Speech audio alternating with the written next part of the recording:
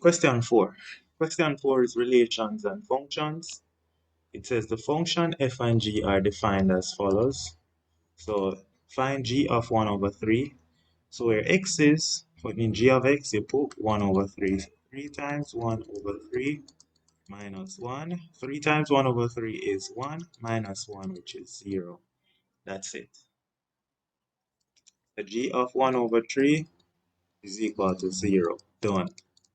The next part, it says find f inverse of negative 3. I love to show you the two ways to do it. I love to do it the two ways. Method 1, method 2. Method 1 is typically they tell you to find the inverse. F of x, remember, is 5x plus 7. So method 1, what you do is find the inverse first. So then you would say f inverse of x is equal to, remember, you change the sign from plus to minus, you divide. You're just doing the opposite operation. That's the inverse. So now you could find f inverse of negative 3. So it's negative 3 minus 7 over 5. That's negative 10 over 5, which is negative answer. Method 2 now, my preferred method.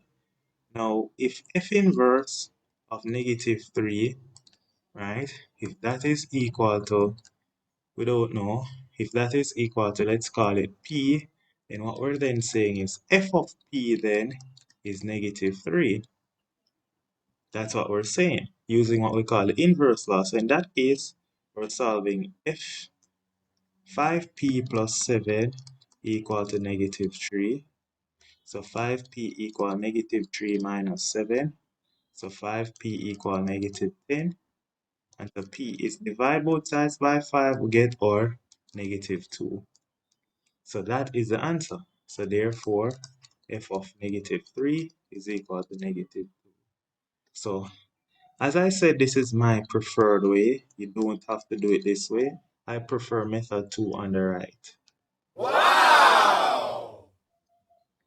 Alright, we get a graph now, and they say, write down the equation of the line. First thing is to find the equation of the line, we need the gradient and we need the y-intercept. So we can use any 2 points to get the gradient. So I will use this point, since it's easy, and this point. So the gradient, remember, is y2 minus y1 over x2 minus x1. In that case, the gradient is going to be y2, which is 3, minus y1, which is 1 over x2, 6, minus x1, 0. 3 minus 1 is 2, that's 2 over 6, which is 1 over 3. So the equation of the line is y is equal to the gradient 1 over 3x plus 1. That's your c value, 1. That's it. 2 marks for that. Nice. It says the equation of a different line q is minus 2x plus 8. It says write down the coordinates of the point where q crossed the x-axis. So where q crossed the x-axis, what do we know about the x-axis? On the x-axis, the y value is always 0. Notice this is the point 80. This is the point 70, 60, 50, 40. On the x-axis, the y value is always 0. We can say it. Write down coordinates where q crosses the x-axis. What we do know is that at the x-axis, the y value is equal to 0. So in that case now, since the y value is 0, we're saying 0 is equal to negative 2x plus 8. So 2x is equal to 8, and so x is equal to 4. So in that case now, q then is the point 4, 0. That's it. Done. Q is the point 4, 0. It says write down the coordinates of where q crossed the y-axis. Now on the y-axis, the x value is 0. So at the y-axis, x value now is 0. So in that case now, the x value is 0. Since the x value is 0, what do we know? We know then if we put x value to be 0, we're going to get y is equal to 8. So therefore, oh, this is not q, that's just the point. So now we can write down now the coordinates. The coordinate is 0, 8. That's it.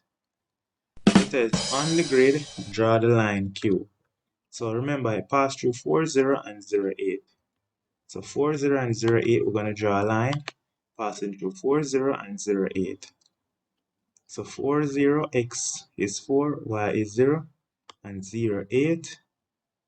This is it. That's it. Easy. So this right here, remember, this is the y-intercept, the 0, 8, and this is the 4, 0. And this is the line Q. So we can label it. Let's see what they ask next. They say, according to the graphs, the solution of the system of equation L and Q is, they're asking you where do the two graphs intersect. They intersect clearly at this point when the x value is 3 and the y value is 2.